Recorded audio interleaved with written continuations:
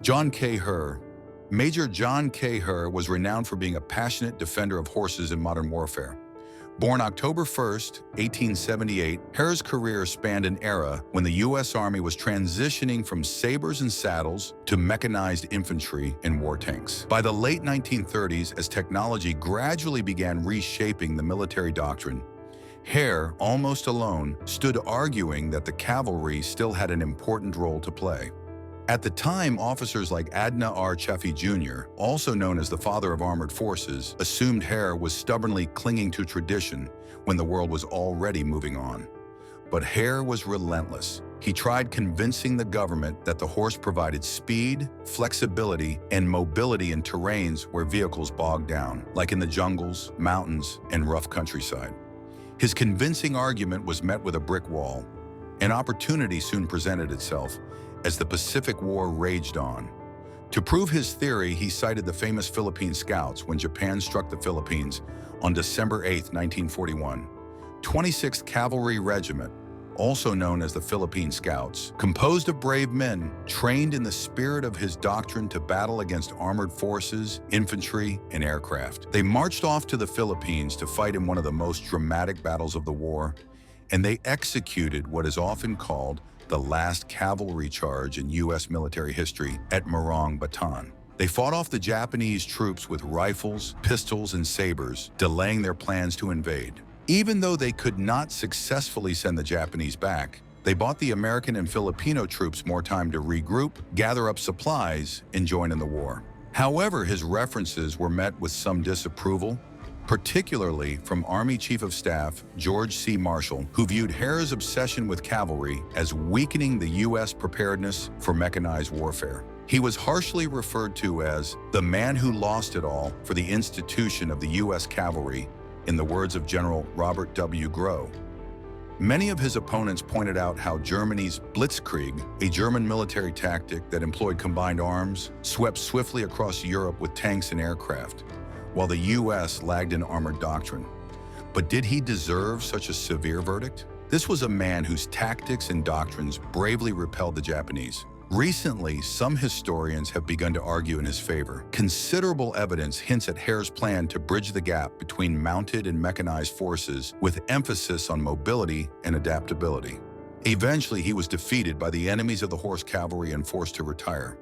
What makes Major General John Herr interesting is not the fact that he was right or wrong, but how he symbolized the clash of two worlds. His career was basically a fight against time. It was a race between tradition and innovation. By the time he retired in 1942, the cavalry he knew had become overshadowed by tanks and armor. Herr's faith in the horse left behind one of the war's most enduring legends, that despite the world's gradual transition to mechanization, the cavalry still had its moment. Refusing to let the horse die quietly, he ensured it wrote into history one last time. Colonel Charles H. Reed. If Herr represented the philosophy of cavalry, then Colonel Charles H. Reed is definitely the action. Reed carried the torch of the mounted soldier into the raging World War II. He was unlike Herr, who mostly fought his battles in doctrine and headquarters debates. Reed was a man of action, ready to fight on any plain, whether it was mud, jungle, or on the fields. Colonel Charles H. Reed, serving in Europe, became famous for saving horses. He helped rescue the priceless Lipizzaner horses in 1945 during Operation Cowboy. Reed graduated from West Point in 1922 as a career soldier in cavalry. As an elite horseman, he served with the 8th Cavalry at Fort Bliss, Texas, and later became the operations officer for an all-black unit, the 10th Cavalry, also known as the Buffalo Soldiers. By the time the U.S. entered World War II, tanks were replacing the cavalry, and Reed was promoted to colonel. He commanded the 2nd Cavalry Group, a light tank unit that acted as a reconnaissance and security unit. Reed and his men fought against the Germans in the European theater, and this earned him the Distinguished Service Cross and the French Legion of Honor for his heroism in France. In late April 1945, Reed got news from German officers guarding the famous Lipizzaner stallions and other prized horses in hostile Czechoslovakia. The officers feared the advancing Red Army would slaughter them. A horseman at heart, he personally led a mounted charge after getting the approval of General George S. Patton. His courage was infectious. Soon enough, a small, mixed force of American soldiers, freed Allied prisoners of war, and even some German soldiers in support of freeing the horse, ventured out to the fields with their pistols out, firing while the sabers were flashing. The American troops successfully herded and transported over 1,200 horses, including the prize Lipizaners, to safety behind Allied lines. Today, historians still debate Reed's legacy. Was his cavalry charge an act of reckless nostalgia or an extraordinary moment of leadership? Either way, Reed's name is permanently linked to the last great charge of American horse soldiers. He proved that, under the right leader, cavalry could still matter, even in the deadliest war humanity had ever seen. General George S. Patton, Jr. Since we're still on the cavalry route shaping warfare, we've got to include the most famous one of them all, General George S. Patton, Jr. Long before he became famous for his aggressive style as a war commander, Patton was a horse soldier. He trained in traditional cavalry tactics, mastered the saber, and even competed in the 1912 Olympics as a pentathlete, riding with the precision of a cavalryman. He even wrote the Army's official manual on the saber. His early days were dedicated to learning the ways of the saddle, absorbing the speed, aggression, and shock tactics that have defined cavalry warfare for centuries. The war tanks and modern technology rolled in during World War I, and Patton transferred all his cavalry skills to machines made of steel. He rode the tanks like horses. He was fast, bold, and always ahead in his style of leadership. Despite all his bravery, he was known as America's Achilles heel. Why? Because he was volatile, impulsive, and often reckless. He was quite strict and demanding and would drill them until they dropped. Any sign of weakness was punished without mercy. "Lead me, follow me, or get out of my way," was his famous quote. His troops feared and adored him. Once in Sicily, he slapped 2 soldiers suffering from combat fatigue. This act nearly ruined his military career as the news spread like wildfire until it got to the American press. To his critics, this was enough proof that he was a dangerous man, incapable of being a leader. And yet, when the war reached its darkest hour, it was Patton's restless nature that turned the tide of the war. In December 1944, the Allies were forced to retreat from the German offensive, but not Patton. He wheeled his entire army, hundreds and thousands of soldiers, against the chilling weather up north in just 2 days, saving the surrounded town of Bastogne and crushing Hitler's last hope in the West. He proved that his cavalry roots were more than tradition. They were the essence of his unique style. However, his victories didn't stop the critics. His harsh discipline was one thing, his inability to stay silent about politics and his fiery speeches was another thing. Both constantly put him at odds with the Allied command. And although he was a hero to many, he was deemed a dangerous romantic trapped in another century. Colonel Harry H. Johnson. And so was Colonel Harry H. Johnson. When General George S. Patton, Jr. was being transferred to the age of tanks, Colonel Harry H. Johnson was still on the saddles, literally. Johnson's life started far from the thunder of war in a little Texas town of Glen Flora. His mother died when he was only 13. With no support, he worked his way through Texas A&M and Tyler's Community College before the Great War swept him into uniform. In 1917, he joined the 36th Division, fought in the bloody Meuse-Argonne offensive, and survived the French trenches. For a young boy from rural Texas, it was a terrible reality, a harsh education in leadership and endurance. Between the wars, he returned to civilian life, working as an oil salesman for Gulf Oil. His time as a soldier never really left him, and it was not long before he had to put on his military boots and march toward the Texas National Guard's 124th Cavalry Regiment. This was one of the Army's last mounted units, and here he patrolled the borders while he was consistently drilled until he became a seasoned horseman. Steeped in the old war traditions, but watching how the world had begun turning to steel and machines for victory. Although trained to fight, Johnson wasn't prepared for the disaster World War II brought. He was thrust into the thick of the war and strived for victory. He became the commander of the 7th and 8th Cavalry Regiments of the 1st Cavalry Division and then the 56th Cavalry Brigade. While most commanders were learning to fight the modern way, Johnson was leading horse soldiers to victory on the war front. His leadership style and tactics earned him the position of Brigadier General in 1943. However, a year later, his career took a dramatic turn. Rome fell to the Allies in June 1944, And with Rome liberated, there was a need to appoint a ruler. The next day after Rome's liberation, President Roosevelt sent for Harry H. Johnson and appointed him immediately as military governor of Rome. It was an extraordinary honor for a formerly mounted officer to oversee one of the most historic capitals in Europe. Johnson's most unusual command came in 1944 when he was given leadership of the 2nd Segregated Cavalry Division. But the divisions reflected the Army's unease with how to use African American soldiers in combat. Under his leadership, the 2nd Cavalry Division was dismounted from horses and reassigned to service and support roles during the North Africa campaign. After seeing the vital role he played in August 1944, and with the unit, he was transferred to command the 93rd Infantry Division, the 2nd Segregated Formation. Their duty was to carry out labor, engineering, and logistical tasks in the New Guinea and Philippines campaigns. Although denied frontline combat, his men built roads, unloaded ships, and maintained supply lines under fire. While his commands were not the glamorously armored divisions of Patton, they were just as vital in keeping the Allied machine running. After the war, he went right back to his job at the Gulf Oil, blending his civilian duty with military service. He even headed a Mexico-U.S. commission to tackle hoof and mouth disease, vaccinating millions of cattle. After all his years of service, Johnson retired in 1958 and passed away in 1986, leaving behind a legacy of diligence and dedication. Few cavalrymen ended the war with such grace, attaining a political position, overseeing supplies while balancing relations with both Italians and Allied forces. Lieutenant Colonel Robert L. Howze. When you think of the last generation of American cavalrymen, two names always stand out: Major General John K. Herr and Lieutenant Colonel Robert Howze, Jr. Herr, the last U.S. Chief of Cavalry, was known to be the stubborn defender of the horse, refusing to let centuries of tradition vanish without a fight. Howze, on the other hand, represented the younger officer corps, loyal, disciplined, and carrying the weight of the family legacy. Born in 1908 at West Point, New York, the son of Medal of Honor recipient Robert Lee Howze, he seemed destined to wear the cavalry saber.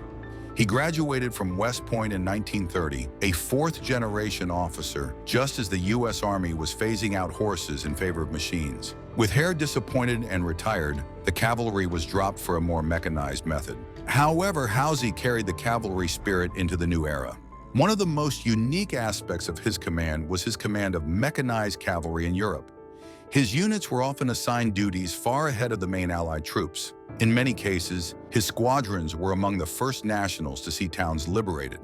A 1994 report from the U.S. Army Official History describes Howze's men racing into French villages with engines roaring and flags flying, much like the cavalry riders of an earlier century. Howze grew up in a culture where speed, mobility, and audacity defined a soldier's worth. But while others fought the last charges of the horse, Howze took those same instincts into a different arena. During World War II, he served with the 1st Armored Division in North Africa and Italy. There, he commanded battalions and regiments of tanks, applying the old cavalry logic to new machines. Instead of sabers and mounts, he maneuvered Shermans and half-tracks. Instead of galloping across fields, his men rolled across deserts and mountains. His ability to move fast, hit hard, and exploit surprise became the hallmark of his leadership. Yet Howze's true impact went beyond the battlefields of Italy. After the war, when many thought the cavalry tradition had vanished into nostalgia, Howze reinvented it. From 1955 to 1958, he served as the first director of Army Aviation, and the role gave him the freedom to experiment with helicopters. In 1962, President Kennedy and Secretary of Defense Robert McNamara tasked him with leading the Tactical Mobility Requirements Board, known simply as the Howze Board. What emerged was revolutionary. Howze argued that helicopters could become the new cavalry. Helicopters were efficient and fast and would give soldiers speed, mobility, and shock effect far beyond what tanks or horses ever could. The board's recommendations birthed the concept of the air cavalry units designed to strike suddenly, maneuver across battlefields, and support infantry with fire and logistics. The proof came in Vietnam, where air cavalry brigades transformed the way wars were fought. Instead of sabers or pistols on horses charging, Hueys and Cobras descended from the sky, delivering troops with the same audacity and shock that cavalrymen had once carried in their blood. For this, Howze became known as the father of the air cavalry. In a way, Howe's was a living proof of Herr's argument that cavalrymen brought something unique to modern warfare. While his father's legacy was about heroism on horseback, Howe's Jr. was all about adaptation. He used the cavalry instincts to shape a new kind of battlefield on his own terms. But not every cavalryman's story was a smooth transition. Colonel Harry A. Paddy Flint. Some cavalrymen clung to the old ways with fiery stubbornness, trying to prove bravery was more important than the weapons at hand. Only a few men were able to capture that spirit better than Colonel Harry A. Paddy Flint. He refused to let age, convention, or even death itself silence the charge. In June 1943, the Allied forces arrived in Sicily from North Africa after bringing German Panzer Army Africa to its knees and winning control of the region. The Allied forces landed on the southern beaches of Sicily early on the morning of July 10, 1943. 80,000 troops were brought ashore, and among them was Colonel Flint. At age 55, he was considered too old, but still fought bravely like a young soldier. He gained notoriety for his daring actions. Even General George Patton, commander of the American 7th Army, was impressed. Flint's career began in the 4th Cavalry after graduating in 1912 from West Point. His first duty was to patrol the Philippines while training and upholding the Army's equestrian tradition. By World War II, he commanded the 39th Infantry Regiment and the 9th Infantry Division, despite being considered too old for frontline duty. He didn't let the talks get to him. Instead, he proved his worth on the battlefield in Sicily. Flint transformed a worn-out regiment into an elite fighting force. He gave them a slogan nobody could ignore, the popular AAAO, meaning anything, anywhere, anytime, bar nothing. He ordered his men to have it written on all of their helmets, despite the fact that it was against the military orders. When asked why risk revealing their identity to the enemy, he replied, "If the enemy sees our regiment in battle and lives, he'll know to run the next time he sees us coming."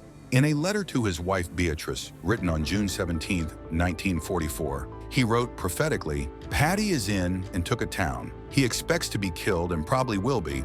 His prediction was proven right 1 month later. Flint became very famous for his leadership style and dangerous stings, and he rode atop a tank through hedgerows, calling in fire in pillboxes, but his risky nature cost him his life. A sniper's bullet struck him during an assault near Saint-Lô. Gravely wounded, he crawled until he got to a shelter and died the next day. He was posthumously awarded the Distinguished Service Cross, many Silver Stars, and the Purple Heart. To some, Flint was an old-fashioned risk-taker, stuck in the past. But others saw his cavalry roots as the source of his grit, discipline, and audacity. General Manton S. Eddy. This man was unlike Paddy Flint. Although he had the same fiery, unyielding spirit as Flint, his was sharpened into cool and calculated leadership. A thoroughly disciplined man, it was no wonder he was a hero of both World Wars I and II. Born in Pawnee, Oklahoma in 1892, Eddy's military career began to take shape in 1916. He rose through the cavalry ranks, learned horsemanship, sharpened his saber skills, mastered the classic art of mobility and maneuver. But like most of his generation, he came of age just as the horse was being abandoned for tanks on the battlefield. While some officers struggled to adapt to the modernization of the battlefront, he adapted, transferring all the principles of cavalry to mechanized infantry and armor. His dedication and composure got the attention of his superiors, and this quickly propelled him forward through the ranks. As a commander, he was the kind of leader soldiers trusted to get them through the worst days of war. Under his leadership, his division, the 9th Infantry Division, pushed through North Africa, Sicily, and Normandy, proving time and again that the qualities of cavalry speed, adaptability, and relentless drive still define battlefield success, even when carried out with rifles, artillery, and tanks instead of horses. Leading his men first through the deserts of North Africa was a daunting task, as none of them were accustomed to the heat and unending sandstorms. There, he taught his men how to fight in the blistering heat, move with agility, and strike hard and fast, much like the cavalry raiders of old. Then came Sicily, where the division's prowess was unmatched. Their speed and flexibility outflanked dug-in German forces, proving again that Eddy was an expert maneuverer. However, the deserts of North Africa and the Mediterranean terrain of Sicily were no match for the events in Normandy in 1944. After the bloody D-Day landings, it was Eddy's 9th Infantry that pushed through the seasoned German defenses. It was a vicious close-quarters battle, and morale could have been broken. After all, the Germans were expert modern fighters. But Eddie's leadership, calm, measured, and always forward-looking, kept his men grounded. His division became one of the first to break through, opening the way for the great Allied dash across France. Eddie's steady resolve would again be tested during the brutal winter of 1944 to 1945 at the Battle of the Bulge. His 12th Corps held the southern shoulder of the German salient, delaying the enemy while buying precious time for the Allied counterattacks. Once the tides turned, Eddie pushed his men hard into Germany itself. They captured Nancy, a key crossroads city, then drove through the Mosel-Rhine-Saar triangle, dismantling some of the last major German defenses standing in the west. Eddie's style was quite different from generals like Patton. Patton was a showman, the cavalryman turned armored knight. Eddie was quieter, but no less rooted in the cavalry tradition. Although there was a huge contrast in their style, they both had a complex, stormy, yet close-knit relationship. Eddie was often referred to as Patton's right-hand man. Eddie embodied endurance, while Patton's aggressive nature was all for a cause, to cover himself with military glory. Both qualities came from the same source: the cavalry's instinct to keep moving, to never let the enemy rest, to outlast and outmaneuver with every weapon in their arsenal. The demands of constant campaigning came at a heavy personal price. Years of strain wore him down, and by the final months of the war, high blood pressure forced him to relinquish command of the 12th Corps. He retired as a lieutenant general in 1953, decorated with the Distinguished Service Cross, Silver Star, and Legion of Merit. Dwight Eisenhower's wartime papers note that Eddie's calm, steady leadership was critical in France. Unlike some showman generals, Eddie inspired confidence through steadiness, which proved that cavalry values weren't just about daring charges, but also about the quiet courage to lead men through grinding campaigns to victory.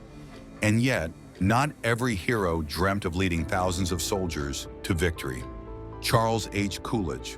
Charles never wanted to be a hero. He was drafted as a quiet, steady Tennessee printer's son. But on a hill in France in October 1944, with only a handful of green troops to fight off 2 German tanks, only one man stood bravely in the open with a broken bazooka, calling out to the Germans, urging them to come closer. That man was Charles H. Coolidge.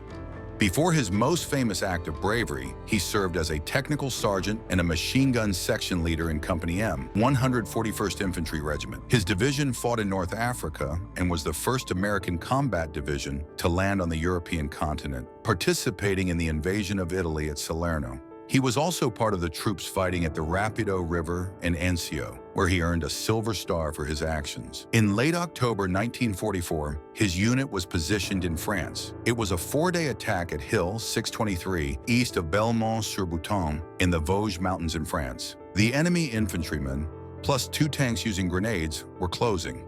Coolidge and his men tried holding them off with 1 tank firing 5 separate rounds at Coolidge, all of which were unsuccessful. He continued to advance on the tanks with his bazooka, and when it failed, he used grenades to inflict casualties on the enemies. His bravery and leadership allowed his men to eventually withdraw without suffering any casualties. He was the last to leave.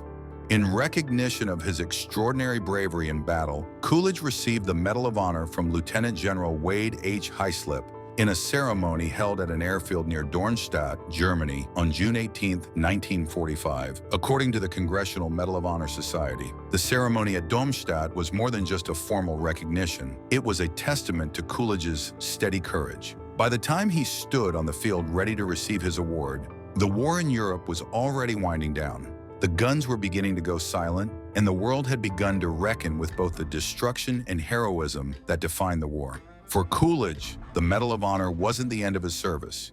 He continued to lead his men with the same calmness and determination that carried him throughout countless fights. And when the war was over, Coolidge returned to his home in Tennessee to live a simple life as a quiet American veteran. Yet his name lived on in the Army and beyond. Over time, schools, memorials, and stories honored his legacy. In fact, he went on to become one of the longest-living Medal of Honor recipients.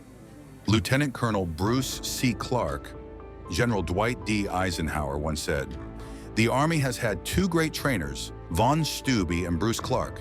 Bruce Clark, considered the architect of modern military leadership, is renowned for his expertise in armored warfare, innovation, and training. He came from a working-class family with little to no privileges. He started as a private, fought his way up, and earned his commission through sheer grit. He served in various engineering roles before transferring to the armored force in 1942. He was known as a commander who truly understood his men because he was one of them. He was particularly celebrated for his leadership at the Battle of Aricourt in September 1944, where his smaller force of tanks and tank destroyers defeated a much larger German armored force. Obsessed with results, Clark was not so interested in ceremonies.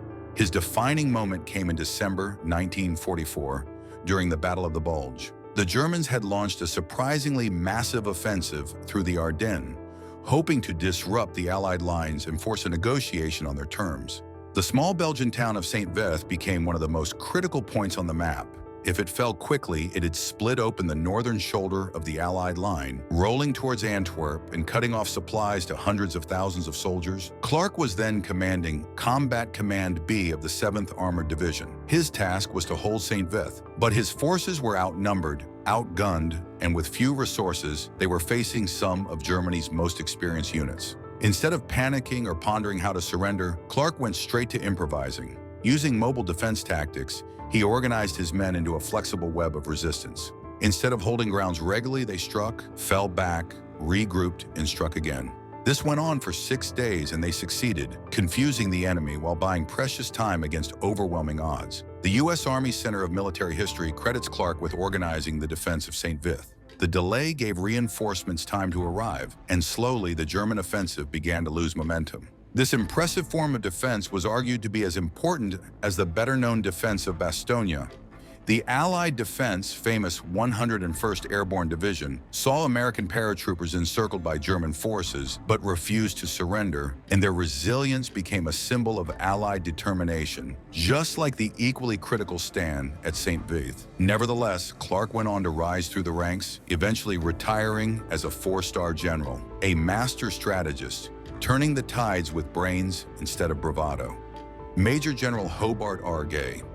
It's easy to focus on men like Patton, whose larger-than-life personality made him famous. However, not every cavalryman's legacy was written in bold headlines. Major General Hobart R. Gay was one of those unsung but essential cavalrymen who shaped victory from behind the scenes. He wasn't the face charging at the front, but the steady hand turning Patton's wild energy into organized, unstoppable momentum. Born in Rock Island, Illinois in 1894, Gay graduated from Knox College in 1917. Although he had some cavalry training, the world was leaning towards mechanization. He began his career with the saddles and saber, imbibing the fundamentals of scouting, shock action, and the right bonds between men and their commanders. The outbreak of World War II exposed him as a skilled staff officer. According to the Patton Papers, Patton, himself a former cavalryman, recognized Gay's potential and picked him to serve as his chief of staff before leading the 1st Cavalry Division in the Pacific.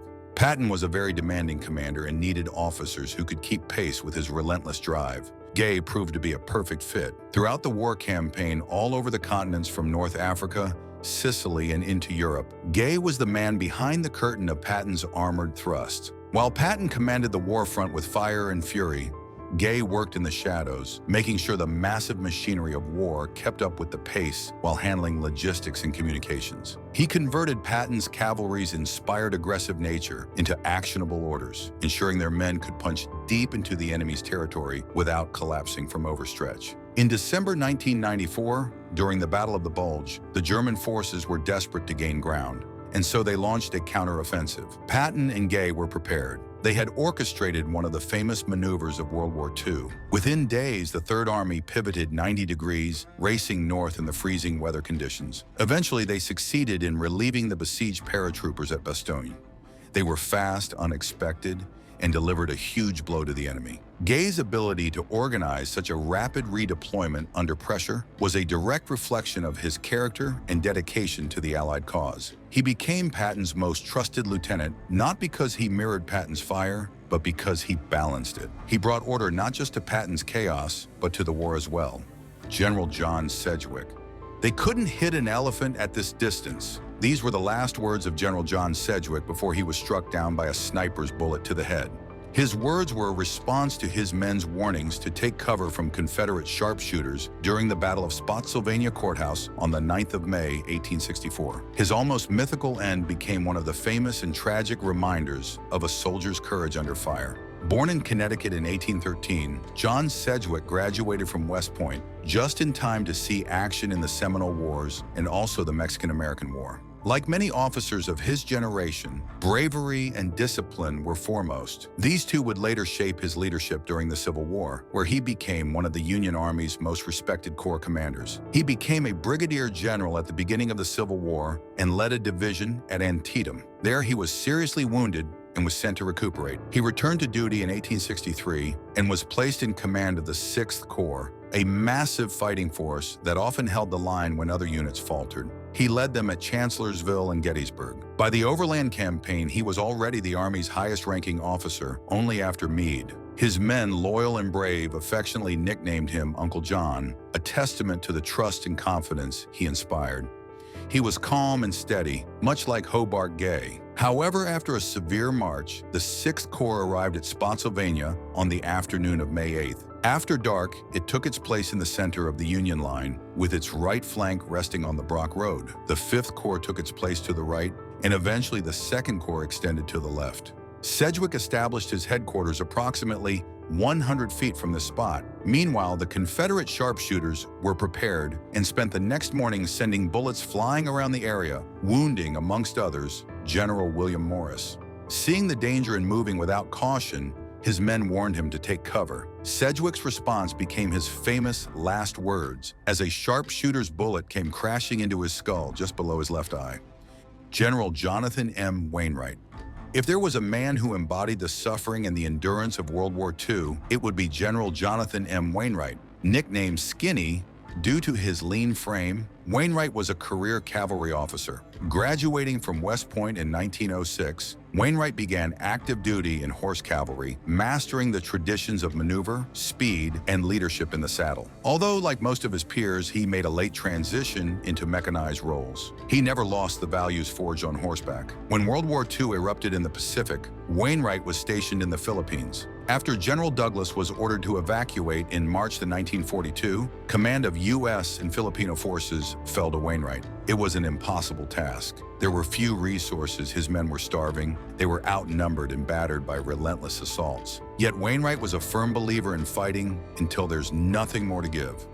Wainwright led a desperate yet gallant defense, first on the Bataan Peninsula and later in the tunnels and bunkers of Corregidor Island. He was seen moving among troops, calm and resolute, even as shells exploded around them. He wanted to share in the hardships of his men, refusing any form of comfort or privilege. His forces held out against all odds for nearly 5 months, delaying the Japanese troops from a complete takeover of the Philippines, while tying down enemy resources that might have been used elsewhere in the Pacific. Despite all their efforts, a sad end was inevitable. Starved of supplies, with no reinforcements coming, Wainwright was forced to make a heart-wrenching decision to surrender Corregidor on May 6, 1942, and the famous Death March began. The infamous Bataan Death March was a brutal 65-mile trek where thousands of American and Filipino soldiers died from exhaustion, starvation, and abuse at the hands of their captors. Approximately 75,000 prisoners of war were forced on the march. Only about 50,000 survived. They were too exhausted or ill to keep pace. Some fell behind, and those who attempted to get water or food were subjected to extreme violence. Many were beheaded, shot, beaten to death, and even buried alive. Wainwright became the highest-ranking U.S. officer to fall into enemy hands during the war. He spent the next 3 years as a prisoner of war, moving from one Japanese prison camp to another, enduring brutal captivity. Emaciated and frail, many feared the worst. Yet he survived, clinging to the same iron will that had sustained him on the battlefield. Wainwright was finally liberated in 1945 when Japan finally surrendered, and he returned to the United States a hero. Despite his profound guilt, in 1946, President Truman awarded him the Medal of Honor, calling him a symbol of gallant endurance. In many ways, Wainwright was the last of the great cavalrymen. His ordeal brought an end not just to the age of the horse soldier, but also to the end of the war against humanity. And that's why when we look back at World War II, at its heroes, its battles, its sacrifices, we can still trace the imprints of the cavalrymen, not just in how wars were fought, but in how courage was defined.